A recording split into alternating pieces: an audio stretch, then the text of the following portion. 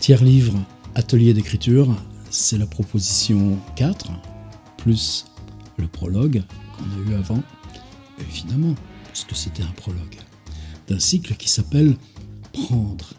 Et un moment pour moi toujours crucial dans un atelier, c'est quand il commence lui-même à donner, c'est comme si on tenait quelque chose de résistant, qui secoue, de belles secousses, et qui dit c'est par là qu'il faut aller, ou alors ici, là, il faut que tu restes encore avec ton outil, et que même si ça tremble un peu, qu'on insiste. Et à ce moment-là, on sait que l'atelier encore vient de prendre son chemin, ou est en train de prendre sa vraie dimension. Et la vraie dimension de l'atelier, il n'y a qu'à lire les pages de texte déjà accumulées sur le site. Merci. Alors, j'avais 2 ensembles de territoires qui sont pour moi sur la route. C'est sûr qu'on y va. Mais les discussions qui se sont installées d'abord sur la proposition Cantor, et puis là, tout de suite, sur cette chose à la fois compliquée et pas compliquée, c'était quoi, Hélion ? Alors nous, comment on reconstruit mentalement une réalité ? Mais qu'il ne s'agissait pas de travailler sur la réalité même, mais de travailler sur l'image mentale qu'on a de cette réalité. C'est-à-dire se concentrer sur l'image mentale à distance d'un fragment de réalité au loin, en profitant de quoi ? C'est pas la question d'aimer la peinture de Jean Hélion, de connaître le trajet de Jean Hélion, c'était juste ces éléments-là. Un peintre, au soir de sa vie, est aveugle. Il décrit, il convoque le langage pour se refabriquer à lui-même des toiles qui sont dans une chambre jaune et qu'il n'a plus la possibilité de voir. Donc, à la fois, on prenait ce dispositif, c'est le mot qu'on va continuer d'utiliser, mais lui ne parlait pas de réalité particulière, il parlait de ce qu'il y avait sur cette toile qui s'en était détachée à un moment donné, qui avait été travail d'atelier, travail de rencontre, travail de circonstance, mais restait fixé là, dans un achèvement, quelquefois uniquement provisoire, ou une répétition. Alors pourquoi ce rappel qui devrait être intégré dans la 3 et pas la 4 ? Eh bien que me venait l'idée qu'après tout, peu importe l'artiste de l'autre champ disciplinaire, que c'est pas son travail qu'on allait explorer, c'est simplement en quoi il pouvait déranger, au bon sens du terme, déplacer, agrandir, ouvrir un petit couloir, une pièce qu'on ne connaissait pas, de nos pratiques littéraires. Alors je vais vous parler quelques minutes de Chantal Akerman. Il se trouve que ça a été pour moi une chance de la rencontrer relativement tôt. C'était dans les années 1990, une commande d'Arte avec une maison de production qui existe toujours. Une commande qui se résumait 20 minutes, un monologue écrit par un auteur, un réalisateur qui s'occupe dans un lieu de reconstruire ce monologue. Et on avait été 5 dans cette première fournée. Oh, faut pas en demander trop à la télévision. Ça n'a pas eu de suite. Simplement, moi, ça m'a permis d'écrire Parking. Et Chantal Akerman est venue avec un film qui s'appelle Le Déménagement. Et depuis, j'ai toujours eu un œil sur son œuvre. Je l'ai croisé une seule fois ensuite, par hasard, dans le Marais, à la librairie Cahiers de Colette. Et puis, à 65 ans, elle, qui avait juste 3 ans de plus que moi, a décidé d'arrêter. C'est encore une autre histoire un peu bizarre, je l'ai racontée ailleurs. Attendez, on n'est pas dans l'atelier, j'arrive. Hein. Bon, excusez-moi, c'est juste... c'est une petite mise en ambiance. C'est pour vous dire que je prends pas des choses parce que c'est des valeurs culturelles ou des références. Je pense que si on est dans le laboratoire ensemble, c'est que je convoque mon propre laboratoire, ma propre expérience, mes propres énigmes, et que c'est là où peut se nouer un pacte. Parce que j'ai besoin qu'on l'ouvre à plusieurs, qu'on l'explore. Je l'ai raconté dans une vidéo, un jour au Père-Lachaise, je voulais saluer la tombe de Nerval. Je le fais souvent, passer dans ce coin-là, et particulièrement la tombe de Nerval. Et puis j'étais là, et je la voyais plus, je la trouvais plus. Un endroit où je suis venu 10 fois, 20 fois, 30 fois. Et c'était paniquant. Je veux dire, pourquoi je ne trouve plus la tombe de Gérard de Nerval? Elle était bien dans ce coin, Delacroix, Balzac. Et non, plus de tombe de Nerval. Et dans la panique qui m'a prise, il y avait une angoisse qui montait.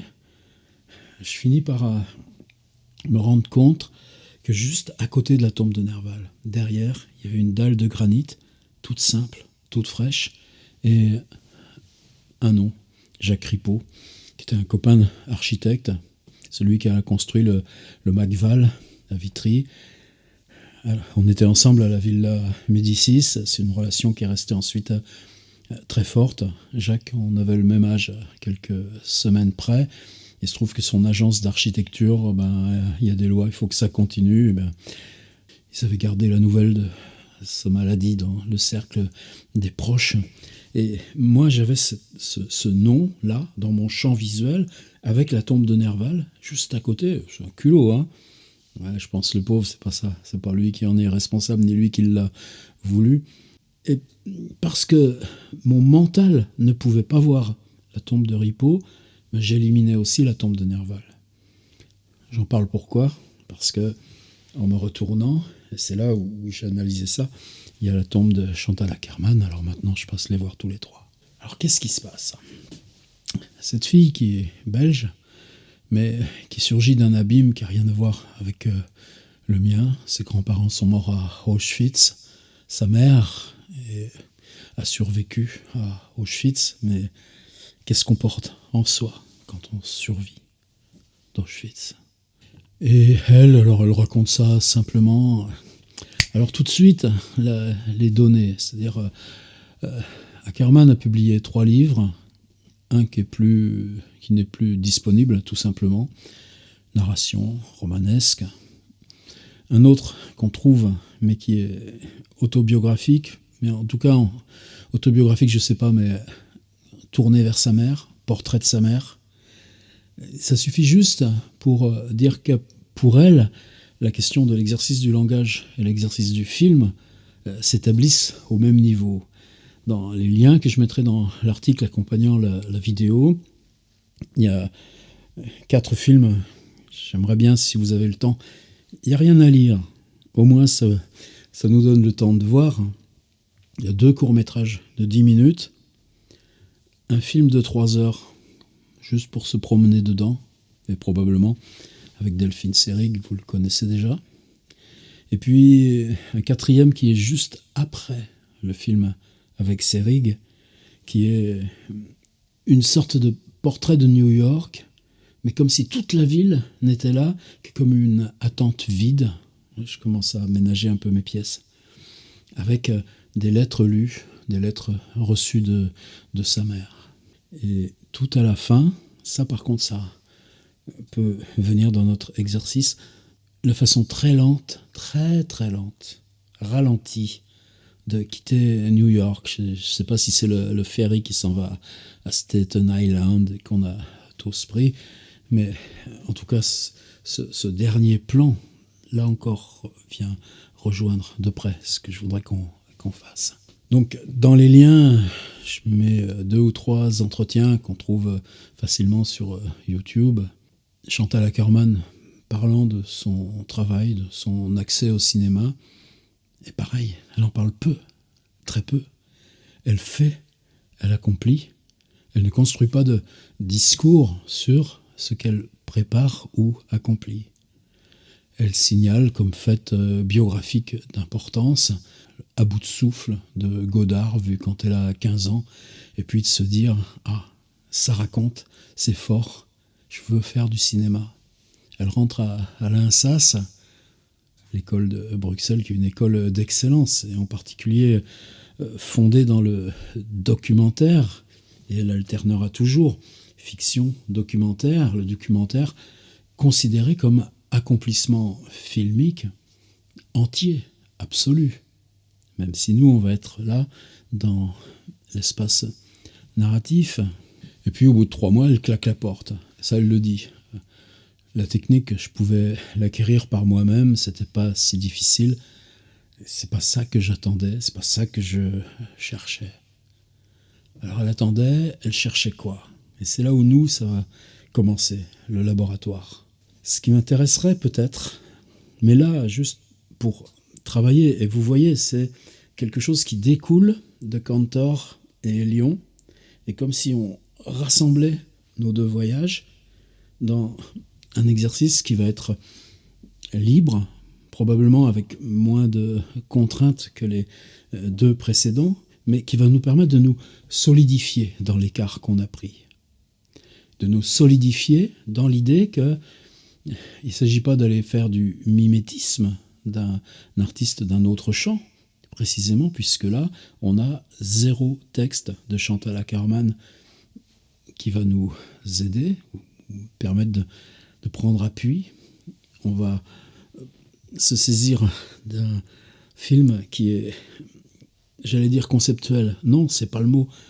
Pour moi, il n'y a pas de possibilité de venir justement au concret, voir l'intime, voir la présence simplement des choses sans en appeler en soi-même une idée conceptuelle forte.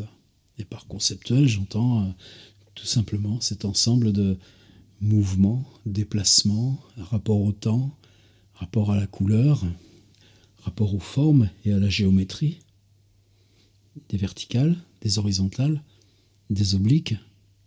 Je commence à vous paniquer. C'est pas grave. Je reprends. Je recreuse mon petit trou. Ce que je veux dire, c'est qu'on n'aura pas d'autre appui que cette façon de comment on pense le tout petit dont on va se saisir. Et ce qui m'intéresse là dans Chantal Akerman, dont l'œuvre est vraiment conséquente. Allez lire sa filmographie dans la page Wikipédia, c'est quelqu'un qui tous les ans a proposé des films. Et dès ses 16 ans. Et le film de ses 16 ans, il y a le lien, il fait 10 minutes. Évidemment, c'est pas sur des YouTube français parce qu'il y a l'INA qui nous tombe dessus aussitôt, mais visiblement, il y a d'autres endroits où ça gêne personne. Elle s'en explique, c'est quelque chose tourné dans la cuisine de l'appartement de ses parents. En une nuit, ils sont 3 ou 4 dans la pièce, ça doit être un beau chambard, c'est elle qui joue le rôle, donc vous allez la voir physiquement, visage, déguisement, geste, énergie, et puis quelqu'un qui s'occupe de la photo, du cadrage, des lumières, mais c'est rien, c'est une cuisine. Et c'est une cuisine dont on fait un univers fantastique, absurde. J'ai même pas idée si elle a lu Franz Kafka. Mais dans le procès, il y a une scène ahurissante dans la cuisine et qui se termine avec la servante de l'avocat faisant l'amour avec K sous le bureau de l'avocat qui continue sa péroraison. On est vraiment dans cet espace-là. À la fin, il y a un suicide. Joué à 16 ans, un suicide au gaz. Bon, c'est la fable, il y a quelque chose, non pas dérisoire, j'ai jamais aimé le mot, mais quelque chose en gros, on devine très très vite, elle nous donne tous les éléments. Elle met du scotch autour d'une porte, elle bouche les courants d'air. Si vous n'avez pas compris dès la première minute de quoi il va s'agir, et puis ensuite, tout est renversé, tout est inversé, et quelque chose de l'ordre d'une fête des fous, sauf que la fin, c'est le gaz, c'est un plan noir. Il y a le traitement du son qui est hallucinant. C'est juste ce qu'on se chantonne intérieurement quand on est seul. Et c'est pas synchrone, c'est une voix qui chante à distance ce que le personnage pourrait se chanter quand il accomplit ces gestes qui renversent tout de façon carnavalesque. Et c'est en 10 minutes, hein, attention, on ne peut pas vous embêter avec ça. Simplement, à 65 ans, elle fait quoi, Chantal Akerman? Elle décide d'en finir. Elle se déplie de durée. Nous, aujourd'hui, quand on la voit poser la tête sur le gaz, on réfléchit autrement à ce qu'on voit. Bon, c'est juste pour poser un point de départ. Ce qui m'intéresse, c'est ce qui vient ensuite. Ça s'appelle la chambre. Là aussi, vous avez le lien. Je le laisse là en insert dans ma vidéo. Peut-être je vais être coincé par l'INA, il faudra que je l'enlève. Dans ce cas-là, je garderai une version de rechange. Mais c'est quoi la chambre ? C'est une caméra, probablement placée sur un plateau tournant. J'en sais rien. Je suis pas très doué dans ces choses-là. Qui commence avec une porte, un bouton de porte, qui se déplace lentement. On aperçoit un personnage sur un lit, une fenêtre, un bureau avec des choses pour écrire, et puis après le bureau, un espace qui serait plus cuisine, coin repas. Et quand la caméra a fait ce mouvement-là, on a presque l'impression qu'en fait elle tourne en rond. Non, c'est un panoramique de 180 degrés et elle revient dans l'autre sens. Lentement, lentement. Elle est là, elle repart. Est-ce qu'on voit la même chose ? Non, parce qu'on sait ce qui vient après. On reconnaît l'armoire, le lit avec le personnage. Je pense que c'est elle d'ailleurs. Le coin d'écriture, la table, la fenêtre, puis le coin repas, et ça revient.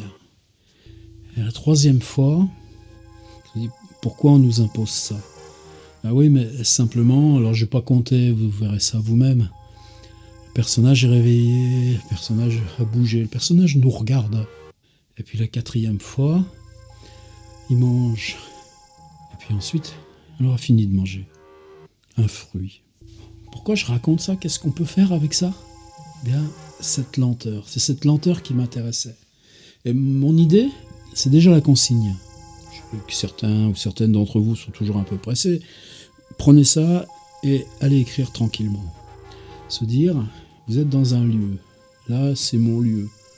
Je pourrais le faire aussi. Je prends ma caméra, parce que là, j'en ai qu'une qui filme pour une fois. J'installe sur un plateau tournant où je tourne avec elle. J'arrive ici. Je repars dans l'autre sens. Et puis en même temps, vous m'aurez vu qu'il écrit peut-être une page de texte. Ouais, justement. C'est cette interrelation qui va être intéressante. Au début, je me suis dit, ce film, La Chambre, 1972, le deuxième de Ackerman, installe un abstrait, installe un côté formel. J'insiste, j'appelle ce mot conceptuel, tout simplement, qui dépouille, élargit, agrandit ce film incroyable qu'elle tourne avec 3 copines et 2 copains dans la cuisine de ses parents, sans aucun accessoire que ce qu'on trouve normalement dans une cuisine. Il y a une boîte de cirage, ok, tu fais ta pompe et puis tu fais ton mollet par-dessus. Et il y a un comique gigantesque, un comique à la Kafka qui vient de ce simple détournement. Et puis là, la chambre, non, il n'y a plus rien. Le personnage dort, regarde, prend un fruit. Et je m'étais dit, ce film fait 10 minutes. Est-ce que vous, là, dans le lieu où vous êtes, ou allez s'installer dans un lieu, ou reconvoquer mentalement un lieu à distance de temps, et de refaire ce même balayage, très lentement, de façon à ce que le texte que vous lisiez dure à voix haute, lentement, exactement le même temps que le court-métrage de 11 ou 12 minutes de Chantal Akerman. Peut-être c'est trop pour vous. Si c'est trop, prenez un balayage. Je crois qu'il y en a 5, ils doivent faire 2 minutes et demie, 3 minutes maximum chacun. Bon, déjà prenez un texte qui soit sur le lieu, soit dans lequel vous êtes, soit dans lequel vous vous rendez pour écrire. Je dis lieu, intérieur, extérieur, chargé, pas chargé, pièce nue, pas pièce nue, reconstruction mentale, dans un rêve. Et puis, faites que le texte dure, le balayage aller-retour. Mais par contre, lisez-le de façon à ce que le temps d'élocution, ça peut être lent. J'en ai souvent parlé pour Christophe Tarkos, qui prononçait extrêmement lentement ces mots dans les lectures pour lui donner la possibilité de les anticiper en improvisant. Mais si certaines et certains d'entre vous ont le culot de tenir les 12 minutes, ou de tenir les 4 allers-retours. Et vous voyez déjà comme, là je pense que je suis dans ce qu'obscurément je cherche avec ces propositions. Je suis bien conscient que les 3 premières peut-être étaient un peu déstabilisantes, mais on est maintenant entré dans ce lieu non stable. Eh bien, profitons-en. Et ce que je voudrais là, avec quelque chose de plus facile, mais je souris, c'est dire, essayons simplement de refaire pour nous installer. Et là, on a déjà toute la consigne. La chambre d'Ackerman, vous laissez défiler sur votre écran. Il y a le lien, elle est là aussi sur ma propre vidéo. Et le premier choix que vous avez à faire, c'est savoir si c'est là où vous êtes pour écrire, ou si c'est un lieu de travail, ou si c'est un lieu d'un espace public, sauf qu'en ce moment il y en a beaucoup de fermés, ou si c'est un lieu ouvert, et si c'est maintenant, ou si c'est une remémoration à très peu de distance, ou une remémoration à grande distance. Et puis ensuite, un autre choix formel. Est-ce que vous le faites en 360, une grande énonciation circulaire de ce qui vous entoure et qui dure soit 3 minutes d'un aller-retour de Chantal Ackerman, soit la totale, les 11 minutes, le temps que vous énonciez tout votre texte au ralenti que dure son court-métrage. Et puis comme elle introduit ça, les 5 allers-retours de sa caméra sur plateau tournant, aller, retour, aller, retour, et qu'à chaque fois ce qui change, c'est que le personnage a perçu non pas une fraction de seconde, puisque tout va lentement, mais quelques secondes à peine, une toute petite fraction de l'image globale de la chambre, eh bien, il est dans une gestuelle, une action ou une absence d'action, ou de relation avec vous qui le regardez, un tout petit peu différente. Eh bien ça, c'est aussi une perspective pour l'exercice que vous allez faire. Jouer aux allers-retours avec un personnage, et ça va changer à chaque fois. Alors deux points qui sont liés et qui viennent. Vous avez la consigne, elle est suffisamment claire, précise, mais 2 appuis, comme des presse-livres, un de chaque côté. Chantal Ackerman elle-même, d'abord. Donc la chambre, on est en 1972, 4 ans après ce premier film, La cuisine. Et ça pourrait nous suffire. 3 ans, on est en 1975, et là, ce film qui la propulse sur le devant de la scène, le film avec Delphine Seyrig, Jeanne Dielman, et puis une adresse très précise, un numéro, un nom de rue, et que c'est à Bruxelles. Donc là encore dans un ancrage biographique fort. Et puis, ce qui est en même temps une perturbation monstre, c'est-à-dire comme il s'agit d'une femme dans ses gestes ordinaires. Elle en parle très bien avec ses silences, Chantal Ackerman.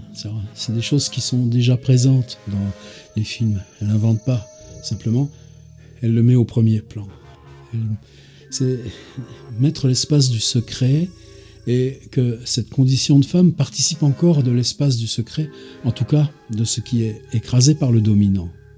Donc il y a un geste politique. Et évidemment, dans l'éclatement, dans l'énorme coquille qui casse par ce film qui dure là 3h20, et non plus 10 minutes, dans cet éclatement du temps, dans la récurrence, un couloir, une porte de chambre derrière, une cuisine encore, mais la présence de l'actrice qui transforme tout, qui fabrique le temps de chacun de ses gestes, même si elle est hors champ et qu'elle tend une gabardine et une écharpe, un visiteur qui ne dira pas un mot.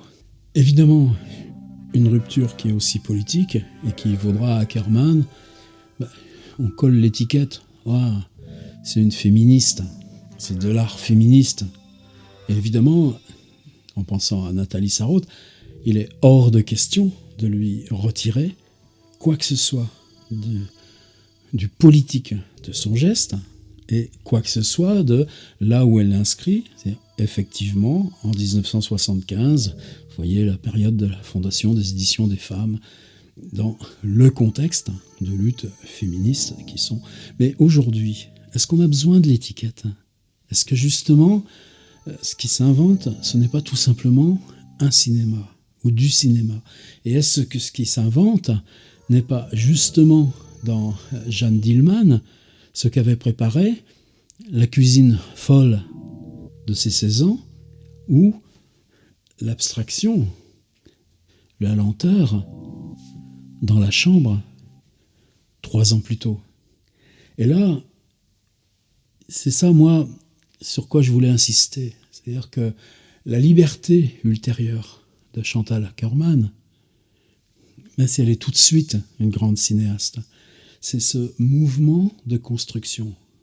Attention, il y a des documentaires, il y a des essais, il y a plein de choses qui s'insèrent entre ces grands repères.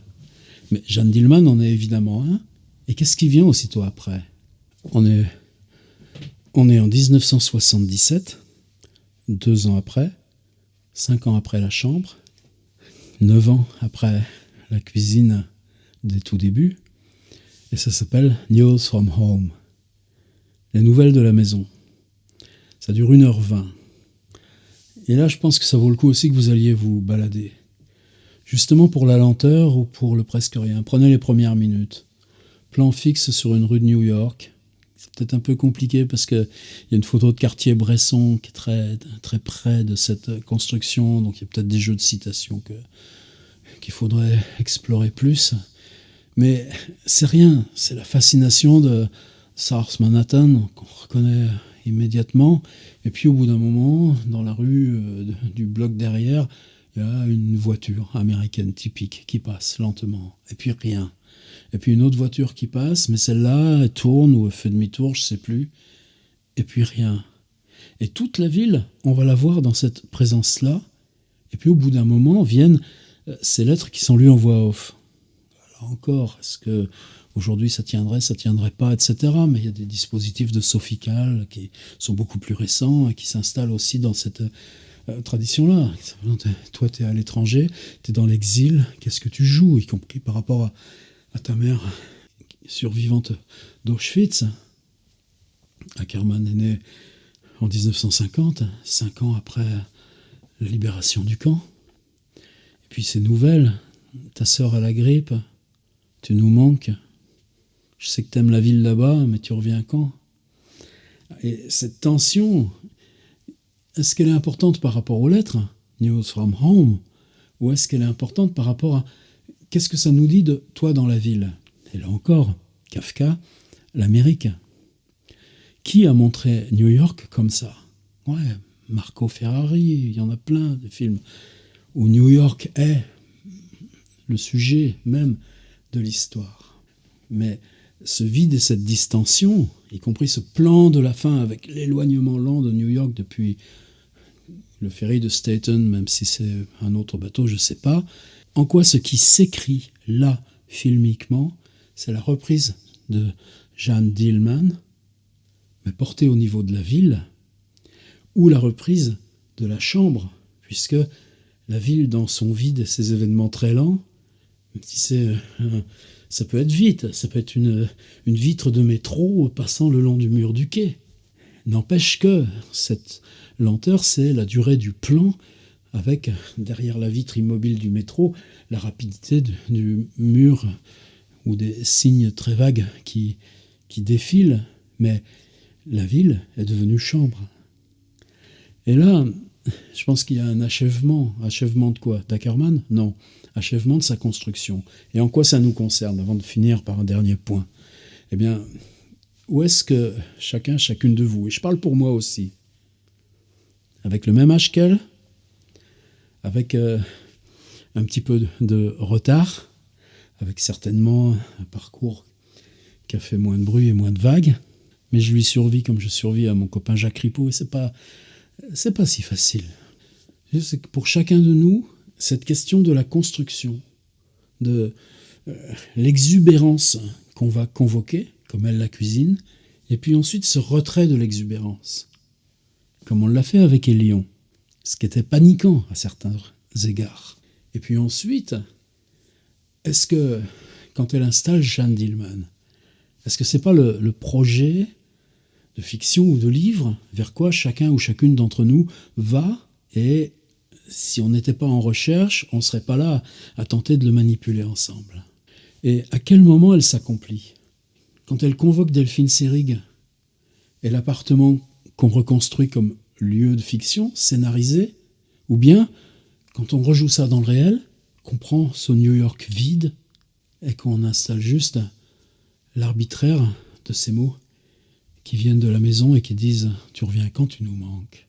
Et je pense que si on regarde ça comme une genèse, comme des étapes, je pense que écrire nous, notre dispositif, la chambre, même si c'est en lieu ouvert, même si c'est en lieu public, même si c'est en lieu de travail, même si c'est en remémoration mentale lointaine, même si c'est un seul texte qui demande 11 minutes pour être lu parce qu'il fait un balayage circulaire, ou parce que c'est 4 textes qui vont faire 4 balayages au même rythme où elle nous installe ces 5 balayages, ou 4 ou 5, c'est pas d'importance.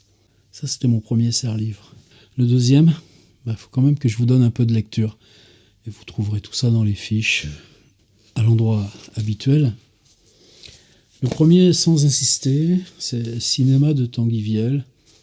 Je pense que elle ou ceux qui font animent eux-mêmes des ateliers d'écriture le connaissent.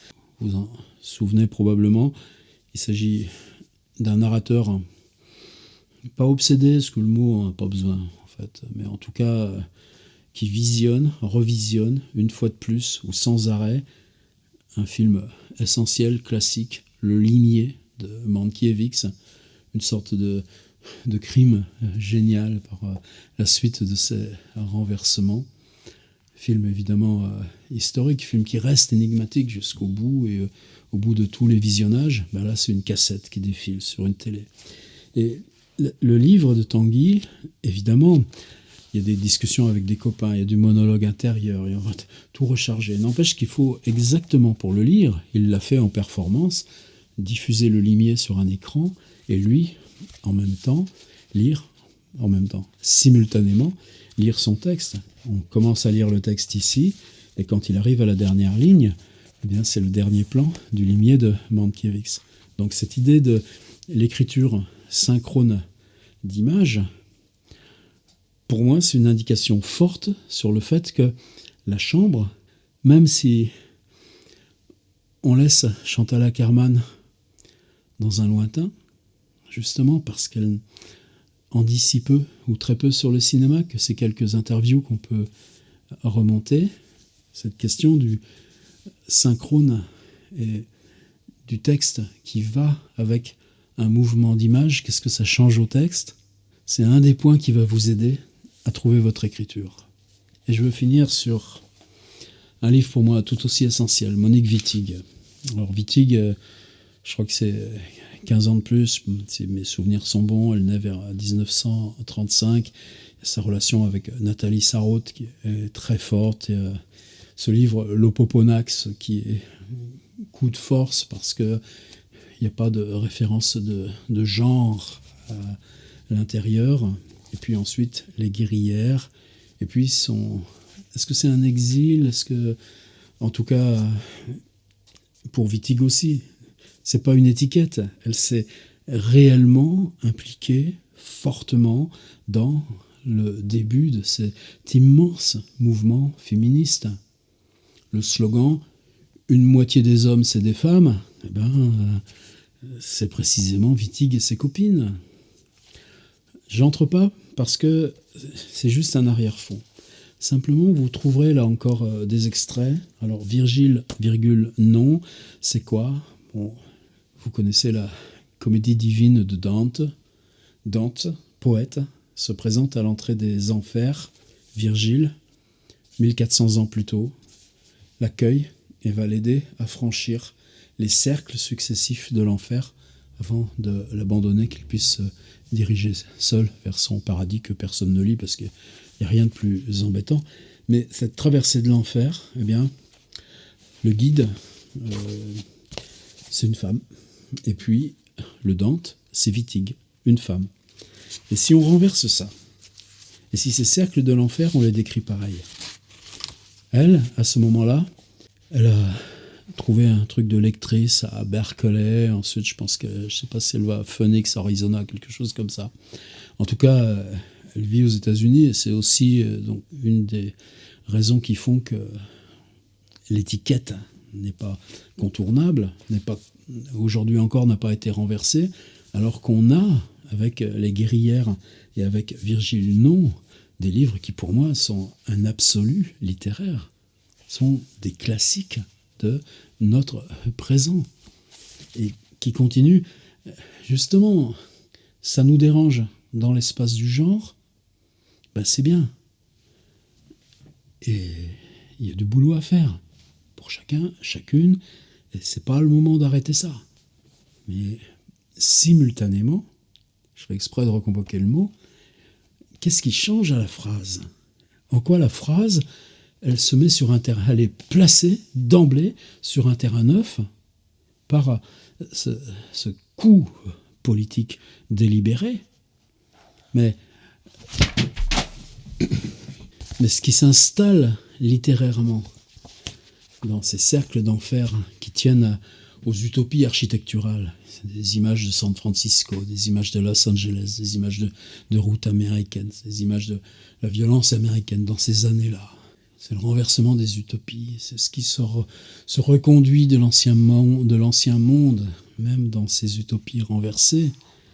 Mais ce qui s'écrit de la ville et des rapports humains, de leur violence ou de leur beauté, ben, on n'est plus dans la délimitation politique du geste qui leur donne sa place. Mais là,